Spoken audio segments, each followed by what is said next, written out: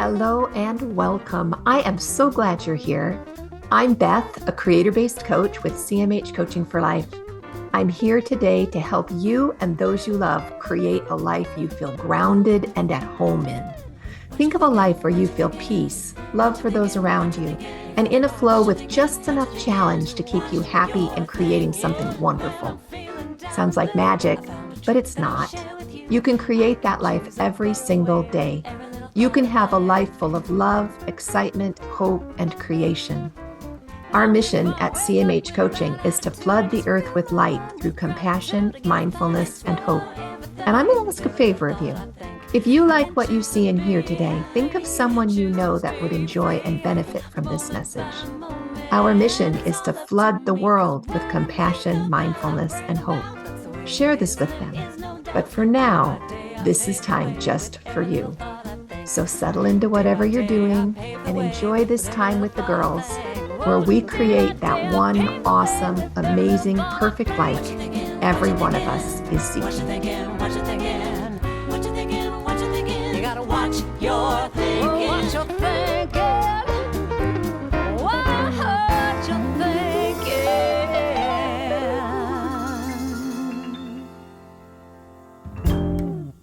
All right. Well, welcome everybody. It's Monday and this is Creator Based Weekly.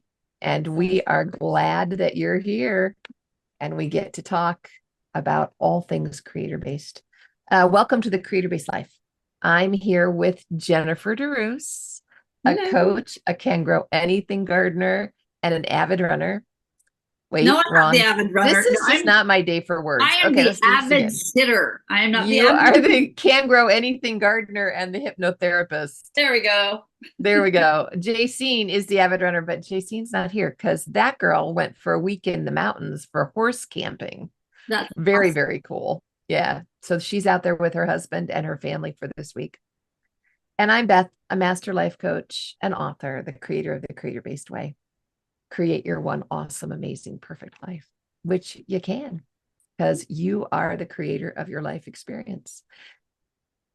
Speaking of which, last week when we came in to do the podcast, I came in grumpy. I don't know that anybody could tell but Jen knew, because for the first 15 minutes or so before we got started, I had just walked in. It had just been a bad Monday. You know how sometimes you get those bad Mondays and it just rolled and built on each other, and enough things went wrong that I just wanted to be mad. I love so I love that mood. I love it. Sometimes you do. Sometimes you just want to feel justified and mad, you know? You have the grouchies. Yeah, I had the grouchies bad. I love seeing you in the grouchies because you're always so happy and upbeat. And I'm all like, she's so human. Yay. She's in the grouchies. I was so grouchy.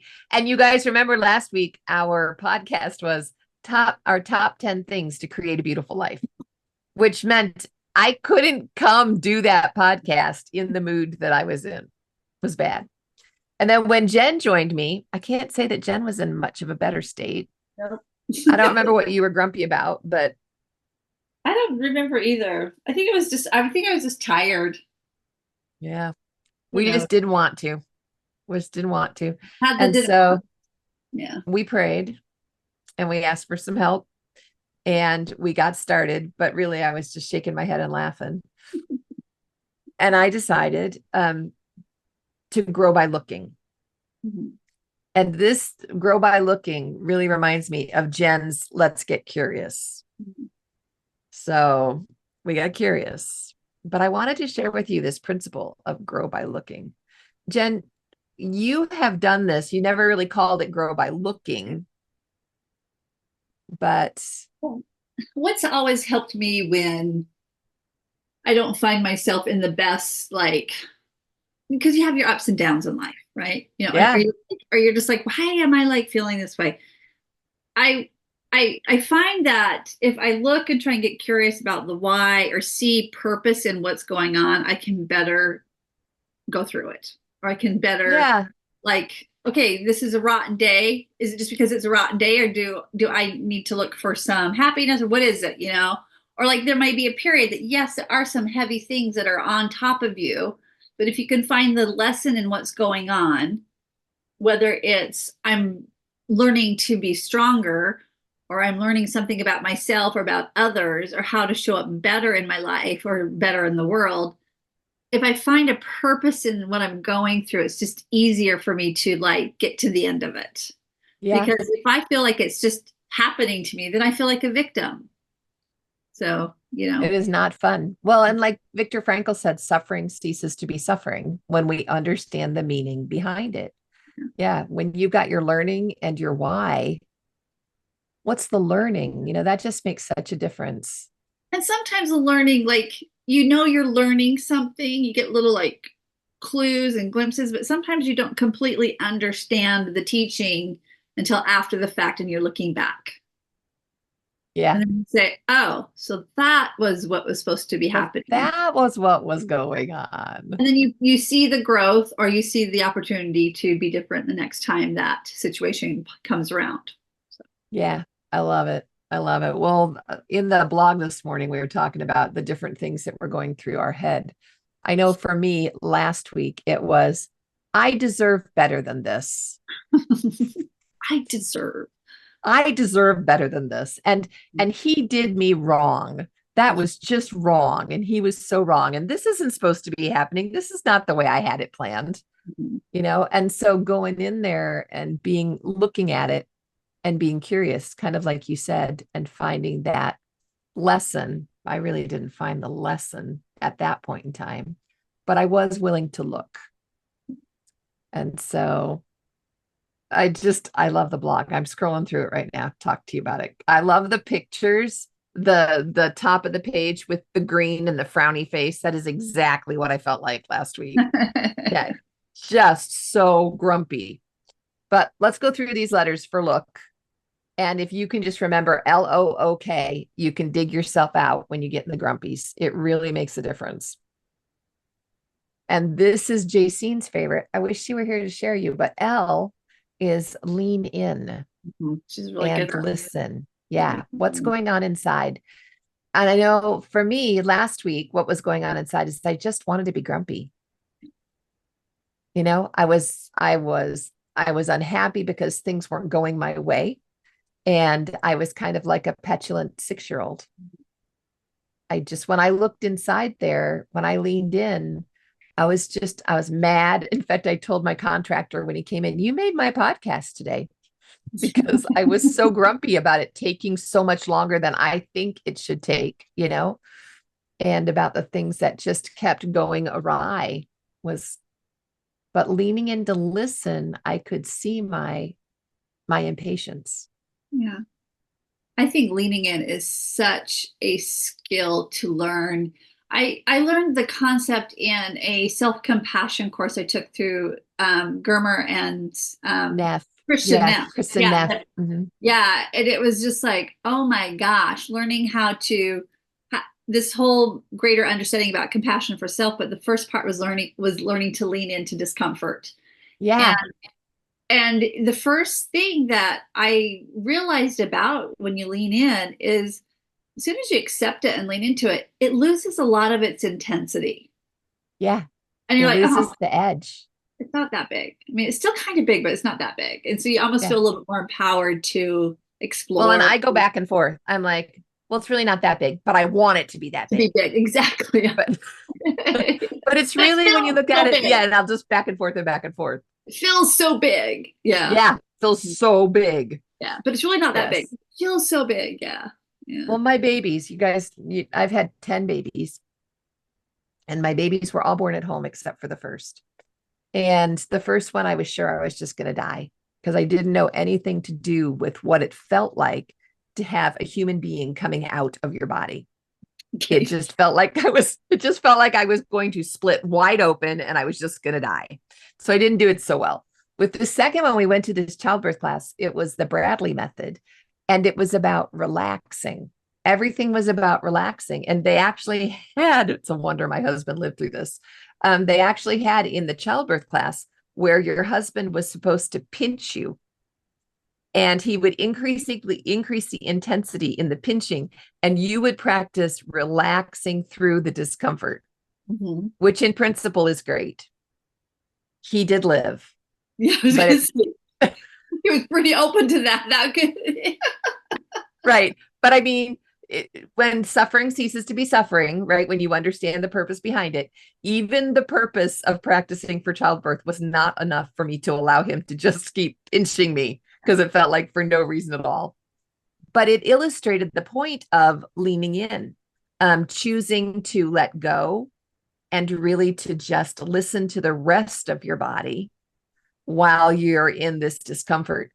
And having learned that with my second, by the time I was going through the other babies, I had learned to lean into a contraction and to just let my body do the job, let it do its work by leaning in and just letting and helping it, not pushing, but just helping by relaxing.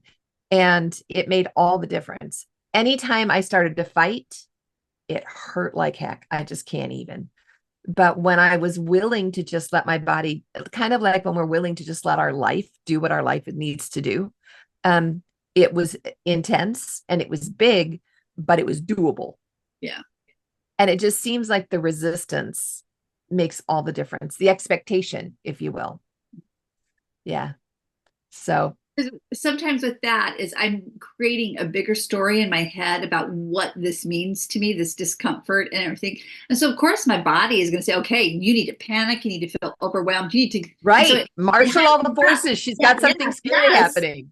Yeah. So yeah.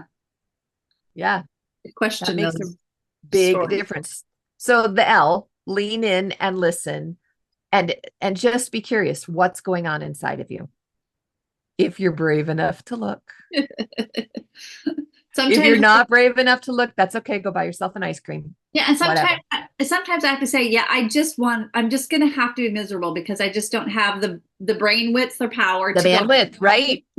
Until I can get into that space, I'm just going to be mad or I'm just going to be having that hard time. Yeah. Well, and you might even need something like I did some Tai Chi, a little bit of Tai Chi at lunchtime.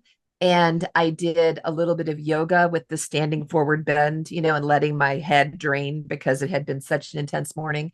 And so you might even need to do something physical before you're ready to lean in and listen. Yeah. To understand what's going on inside. And then you took the O right out of the next step, the outstretch your hand of compassion. Yeah. So you want to speak to us a little bit about self-compassion and what it is and maybe what it looks like?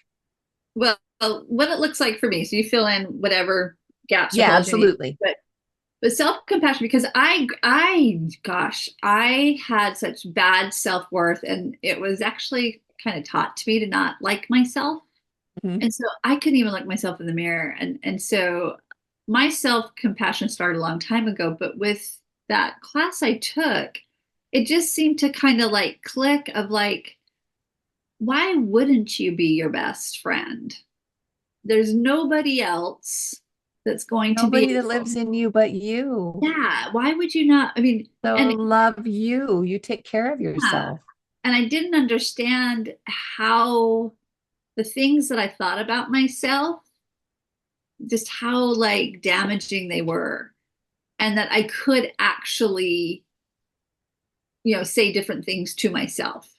And so I like had to change a lot of inner dialogue and beliefs and things like that. But it was very, how do I even put this in words? When I started to do it, it was very uncomfortable because it was going against what I'd been doing for because there was probably a part of you that believed that the only way to make you behave, the only way to succeed was to beat you with the stick until you were willing, until you did it, Yeah. But I had to like almost like reparent myself or relove myself and just let myself know, it's okay that you feel this way. That really sucks and everything like that. But you know what? You're better than that, and it really, I had to really rely on a lot of my like spiritual beliefs to help build that back up of like, you're really not dirt and you're really not, that type of thing. Like you do have value. And because of the things that I was feeling from my higher power, from my creator. And so things like that. And if you are a daughter of God, I mean, my mom used to always say, God doesn't make junk. Exactly. And so Then why you do can I lean feel on like that. junk? Things like that. You might feel like junk. You might have a bad day. You might really screw up whatever you're working on, Yeah. but you're not junk. It was just something junky that you did. Yeah.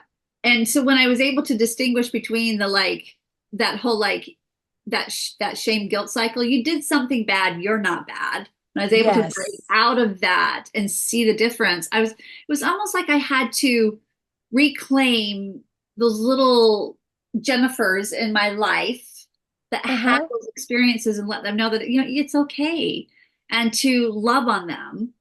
And it was just so, I guess the word melting, it was just so relieving and so. It is. And it's almost like melting. It's just, I remember listening to Kristen Neff when we did that training talk about when she was in the airplane with her son, who is autistic, and how he had had a meltdown in the bathroom. And she couldn't go into the bathroom because he'd locked the door and he was really noisy and everybody in the plane was having such a hard time. And she took care of herself. And she said, I remember just holding and hugging myself on that airplane and giving myself the support that I needed so I could support my son, which I thought was so neat. And I love when she does this. I just love this feeling of just being able to rub one arm and love myself physically that way. Yeah. And I do then I've really been wanting to understand self-compassion a lot and everything. Yeah. And I read another, I want to say it's Dr. Shapiro, but I'm not sure. She did a TED talk and it was amazing. And it was to help change, because it's also your neural pathways. It's also your brain is so used to thinking a certain way. And so then it creates your feelings that way. So if you can turn off that thought of self, self-doubt or unworthiness. She does it the first thing in the morning, and this really transformed my life. And it's as soon as she starts to feel awareness as she's coming out of sleep. Well, your brain's in theta, so this is a really good thing for your brain. But as you're coming out of sleep, she will say this to herself. And I actually say it over and over to myself. She'll say, "Good morning. I love you, Jennifer." Like your name. Because you're stating to yourself, "I love you," and you're labeling yourself. So it's like, "Good morning. I love you, Jennifer." And you wake into love. Yes. And so my default of waking up to feeling doom and gloom or despair or whatever is now override. It's overridden. Yeah. And so it's like I noticed how my mornings had changed. And so I wasn't waking up that way, waking up in that fear of what the day was going to be, or the doom or the unworthiness. And it was like I was waking up with oh, what is this day going to bring? And so I mean that was just a quick little thing to help change your brain pattern, change that morning. Yeah. So I really liked her. I love that. Good morning. Yeah. And it's good morning, I love you, and then your name. Then your name. Yeah. Because it's your name that cements it to you. So you want to have all of the important words and then connect it with your name. Yeah. Connect it to yourself. Yeah. I wonder how that will work with this look. Lean in and listen, and then outstretch a hand of compassion. I wonder if you could say, "I love you, Beth. I'm here for you." And could give yourself that good afternoon, or good moment, or good afternoon, or good evening. I love you. We're here. Yeah. One of my favorites is and I'll have to go look it up, but I think it's Rumi. Where am I? That's he'll say. Ask yourself, where am I? Here. And every time I say that to myself, it seems so fundamental. Where am I? Here. It brings me right here in my present state, my present circumstance. And then he says, where am I? What time is it? What time is it? Now, what time is it is something that just runs me ragged all day long. Keeping up with the client, making sure I'm there for the next meeting. Is it time for dinner? I don't want to throw off my afternoon. What time is it? And so it's, where am I? Here. I'll take a breath. I'll be here. And then the next, what time is it? Now. And that brings me right here, right now. And that really helps me to feel more compassionate to myself too. Just a breath. Yeah. Where am I? Here. Where What time is it? Because I I can't say what find time is I it without find that panic. my thoughts will either be in the future, which will Mhm. cause me some anxiety because it's like I got to do this, got to do that, or in the Right. future, or they will be in the past, ruminating over some Yeah, trauma ruminating or or with some some kind of past regret. experience, and then that just makes me sad and depressed. And so it's like I Right. love this. Like, where are you? I'm here. Where am I? What time is Here. it? Now. It's not the future. It's not Now. the past. It is And this now. is all I have. Yeah, Mhm. this is it. It's all I got. Okay, so we lean in and listen. We outstretch a hand of compassion towards ourselves. And then we override the false negative with truth. Mhm. And that's where I think the power is in your morning statement. Good morning. I Absolutely. love you, Jennifer, because that's truth, right? Mhm. God is love and light. When you embrace that love and light, even in the barely waking moments, right? Mhm. You're inviting that, overriding, and you're bringing in truth. Let's talk about a few other truths that we might be able to override with. I think you brought up one with shame, Mhm. the difference between I did a bad thing And I am. or I did a humiliating thing or I did a stupid thing or but I made a mistake Yeah. and I am a mistake Yes. Or I or am I bad. am humiliated or I am bad. Yeah. Yeah. That's overriding the false negative with truth. I did a thing. Yeah. And when I say I did a thing, I screwed up the email that I sent out, or I messed up with the words that I said because I lost my temper. Well, yeah, I did a thing, but that doesn't mean I have a bad temper. That doesn't mean I am a bad writer. It just means I did a thing. I'm a Yeah. great writer who doesn't pay a lot of attention to their punctuation sometimes or to their spelling, and that's okay. Yeah. What else do you do to override false negatives with truth? How else do you take care of yourself? Well, I ask myself a lot of times, is this really true? It feels Oh, true. I love that. Is Is this this really really true? true? Is this really true? Or does it just feel true? And so I try and challenge the thought, you Yeah. know, and then I'll ask myself, if I have this thought, obviously I have it. What is the emotional payoff? Because why do I keep having it? What Why is the, do I choose yeah. to keep this? And that's one of my big things too. Why do I choose to keep this? Because that false negative's got some kind of payoff. Mhm. Yeah. Usually Yeah. it's because I feel justified or big or powerful. Yeah. And with that, I will also say, because I'm so good at making a story about it. So I'm all like, so what is the story that's running about this? Oh, Right. so and so doesn't like me, and so X, Y, or Z. And I'm like, is that true? Do I really know that that's the story? No, I don't know what's the story. Right. Can I have a different story about that, or can I just not have a story? And it's Yeah. been interesting as I've done that in my own, when I would get upset over something my husband would do, I'd be like, this isn't my story. This is my mother's story. Oh, but Yeah, you could find it in your background. I could find it where it's like This was modeled for me when I this was a is kid. modeled for me. And so when X, Y, or Z doesn't happen, this is what would happen. And I'd be like, no, this isn't my story. This is my mother's story. And then I'd be like, oh, I want a different story. Because, Yeah. my relationship with my husband is not my mother and father's relationship. So, like you said, it was just modeled. So, I will sometimes question where did this story come from? Is it of my own making? And if it is, okay, let's do a different story. What do I want this story to look like? Sometimes Yeah. I just want the story because I'm just in it. Sometimes I just want the story Yeah, too, just because I want a reason to feel the things that I'm I feeling. want to be justified. Yeah, and so I just want to justify myself. But Yeah. my thoughts, the using the three gates really helps with my thoughts. Is it Like you true? said, is it true? Is it helpful? Is it kind? It might be a true thought. It might be that I really made a big faux pas. Mhm. But Yeah. is it helpful the way I'm phrasing it? No. Is it kind? Not at all. Is it true? Is it helpful? Is it kind? Yeah. Yeah. Yeah. And that helps me to override the false negative with truth. And then the K, kindly encourage and reset. Encouraging. So lean in and listen. That's L. O, outstretch a hand of compassion. O, override the false negative with truth. And then K, kindly encourage. And I might say kindly reset. So let's talk about kindness in ourselves. Well, I used to, whenever I'd make a mistake, I'd say, "Oh, you're so stupid. Why did you do that? You know better." Right? And I'm We like, would never talk to somebody that way. I know. And so I'm like, I wouldn't talk to, a friend that way. Yeah. Why am I talking to myself that way?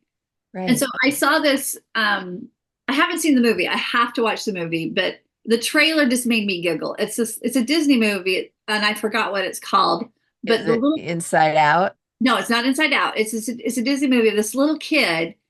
I don't know. Like I said, I don't know the movie, but what I loved about the trailer was he kept saying to the adults that would get on his case, mistakes were made. Mistakes were made. He's like, I just mistakes don't. were made. It's okay. Big things would happen, like the house would blow up or something like that. It's like big things. And he'd be like, the mistakes were made. It's like, and so I'm all like, yeah, mistakes were made. Mistakes were made. You're not stupid. You're not a bad person. Mistakes were made. It's just a mistake. And honestly, we came here to learn. It's our whole purpose, to learn and to make mistakes. Obviously, to reset, but to, when we make a mistake, to learn to kindly encourage and reset. So kindly encourage, I can parent. I really love to self-parent. I have a lot of experience with parenting, and I have a lot of experience with grandparenting now. And I know I'm a much better grandparent than I ever was a parent because of the experience that comes behind that. But I know the kind of love I feel towards those children.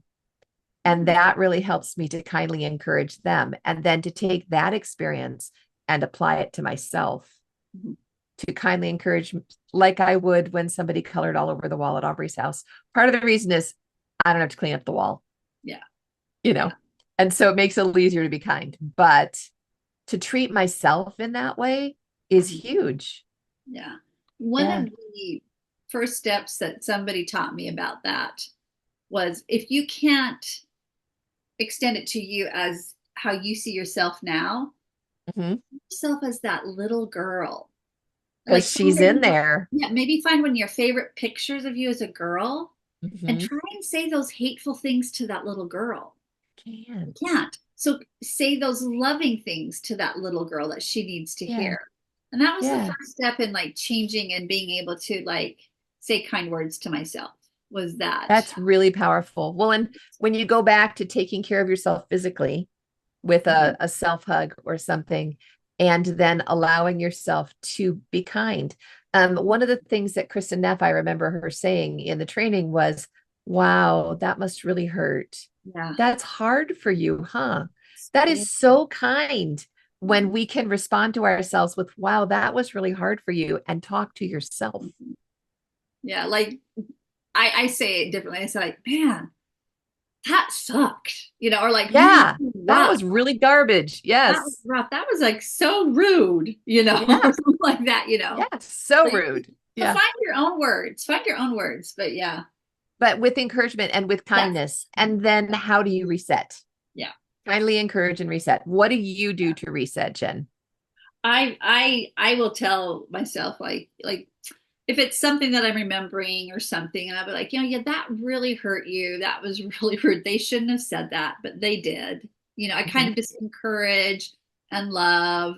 So, and then like if it's a story, I try and tell myself, well, that's the story, but this is the story I want. So I try and like put something inside instead of it. Just a different, if it's a different way, have a different saying. Yeah. Well, and I know I've heard you reset by going into the woods too. Oh, gosh. You go outside. Or I go dig in the dirt. I go pull weeds. Yes, go dig in the dirt. That's a good reset. Yeah, go be with my plants. They can't talk back. Go outside and yell. I scared the daylights out of my dog. I think it probably was last Monday, but it was recently. I was so frustrated with what I was working on that I just growled quite loudly. I won't do it here because that would be rude to listeners, but I just made a big sound that expressed my frustration. And he just jumped right up. He was like, oh my gosh, but I needed to Get get that out. energy out of my body, and making a loud sound, and feeling the vibrations in your chest. You know, it might be it's acceptable, put on music and sing as loud as you can to the music, you know. But for me, it was just, I was by myself. And so I just let it loose, just get it out. Yeah. I was just really frustrated by it. That works as a reset for me. Music works as a reset for me. Outside, calling a friend and saying, talk me off the cliff. Exactly. Can I just vent? That's right. Talk me off the cliff. Or do you have 8 minutes? Do you remember in a previous podcast, we talked about 8 minutes with a friend creates so many benefits with your physical and your mental health. Yeah. Do you have 8 minutes? You have to have those people. I like how Brene Brown puts it. You have to have those safe people that you can bitch and moan with perspective. That's what she calls Amen. it. Bitch and moan with perspective. Yeah. Because, sometimes you just need to get it out to see how you're sounding and how you're thinking, and see the flaws in that. And just because a lot of times when you do that, you're already changing by the time you get to the end of it. Yeah. And you're already resetting. It's just out. You've already made that shift. Well, and I watch that every week with our Coaching Clear group. We come in, just everybody's got an issue. And so everybody just kind of reports. Burdened and just, just burdened, right? Just burdened. And they come in with the issue and just sharing it with other women who go, oh man, that's rough. Yeah. That. And then we'll take a few minutes and everybody will talk about, well, what do you want going forward? And as everybody weighs in on what they want going forward, again, there's another layer where we lighten things up, and finally, when we do the clearing and do the writing for what they received, everybody just walks away feeling so much better. But it's having that community, kind of like Mastermind. We do a very similar thing with Mastermind because we're coaching each other. Yeah. Makes a big difference. So kindly encourage and reset. I used to use food to reset. I still do at times. I got to get under control. I got to change that. What I'm really upset. I used to shop to reset. Shop. Oh, yes. I still do occasionally shop to reset, but not as much as I used to. Not as much anymore. No. When I went from food and stopped eating for emotional health, there was a fair season when I just, instead of eating, I shopped. Not any healthier than poor eating, right? It was just substituting one addiction for the other. And then as I got farther into coaching and started to understand better how to process feelings, that's helped. But one of the things I really love when I'm really worked up, well, there's two. One is to get out my essential oils. And I'll use lavender, frankincense, and stress away, which is a vanilla-based oil. And I will breathe into that. And as I'm breathing that combination in, I'll actually let myself go into the situation in my mind and breathe the oil into that. And that is the most amazing reset for me. Because what I'm doing is I'm conjuring up something that's really upsetting. And then I'm breathing these soothing oils up in my nose. And right here is where my amygdala is, right? So it's traveling just those couple of inches right to my amygdala. You want to tell us about why that matters? Well, it goes to your olfactory bulb, and your amygdalas sit here. Yeah, it's kind of behind back here. Yeah, kind of back here. It's the part. Well, it does a lot of different things, but the things for right here is, it is the first thing that will basically give you information about your environment in the sense of fight, flight, or freeze. And it starts that cascading effect of like, do I need to fight? Do I need to freeze? Do I need to do this? And it's all run by emotion. And usually as I'm breathing in that super calming scent, what's that do for my amygdala then? Yeah, it gives it information through the chemicals to calm. Yeah. And it says, oh, what was I worried about? This is good. Yeah. What it does, it will also create a chemical shift in the brain. And that's all you need to get out of that state. So it can be anything you smell that is enjoyable. That you really love. There are just certain essential oils that will pass that blood-brain barrier and just really do that.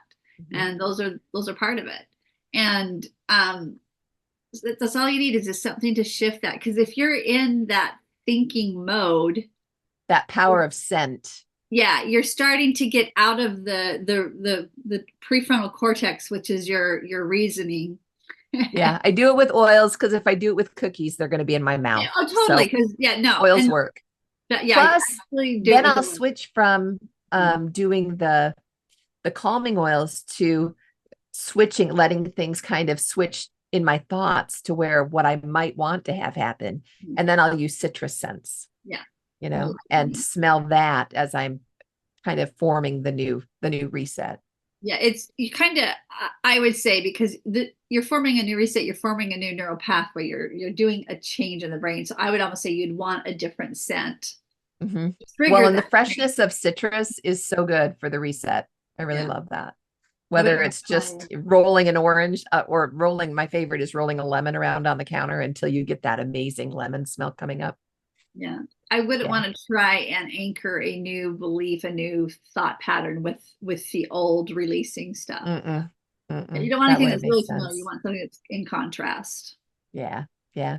And then the last one that I like, and quite often I'll do it after I've worked with oils as well as before, is writing. Because I have notebooks where I'll write, it's just 3 ring, just dump all of the anger out on the page and then throw away the page when I'm done. Which And is so then, good because then you don't say it or write it or Mhm. text it. Yeah, Yeah, yeah. And that really helps me to reset.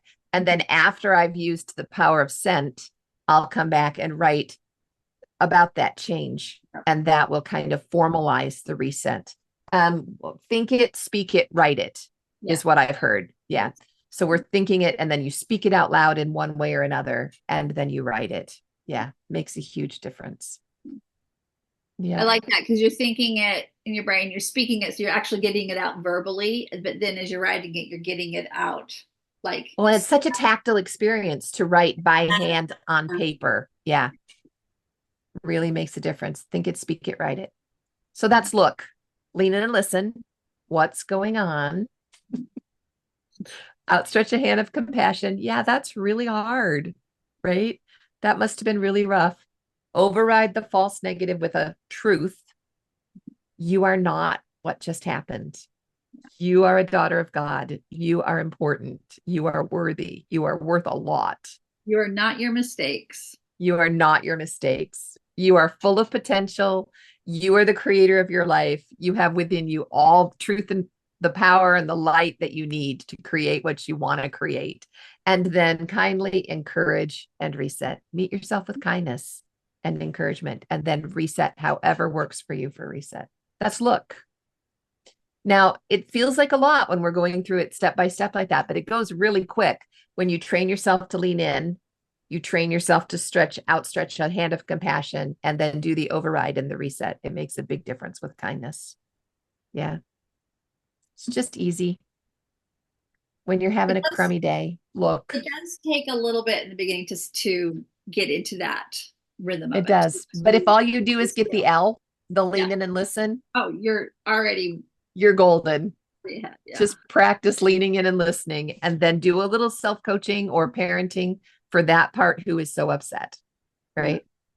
It really Even makes just a difference. acknowledging sometimes enough. Just like Yeah. I see you, I hear you, and that really sucked. Yeah. Yeah. That was rough. And that was a hard day. So let's be nice. How about a nice warm bubble bath for you tonight? Yeah. Let's do something to reset and take care of ourselves. Beautiful. Well, do you feel brave enough to look? Yeah, I do. I feel brave enough to look. And we have done it in the past, and we will continue to do it again because change is a constant in our life. It's a 50-50 life. And so that's our only real constant is change. Mhm. And so that's what we're going to continue to use this acronym, this look. Going forward this week, I don't think there's book club since Jacine is gone. I don't think so either. I don't know. I haven't been in the club for a while. Yeah. Life got But busy. there is coaching clear tomorrow, and we'll be going a little deeper into this acronym of look and talking about it further. And then next Monday we have coaching clear again, and not coaching clear, sorry, No, mastermind. that's fine. And in mastermind, I know we're doing last quarter goals, and you're going to do some imagery for us too, right? Yep. Mhm. Yeah, it's going to be really good. And then, of course, in just a couple a couple weeks. I think it's 2.5, 3 weeks. We have U Week. Yeah. September 9th to the 13th. Yep, it's going to be really good. So if you want to learn more about this stuff, come to U Week. It's very inexpensive. It is time very well spent, and you can get all of the principles of the creator-based way and creator-based coaching. Y'all, use your calendar and have a beautiful week, and be brave enough to look. Thanks, Jen. See you later. Bye, y'all. I can choose to be happy, choose to be free, moment by moment.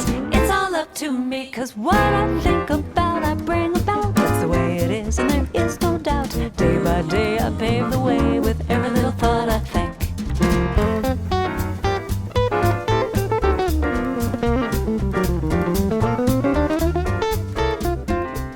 Hey, thanks for joining us today in A Creator-Based Life.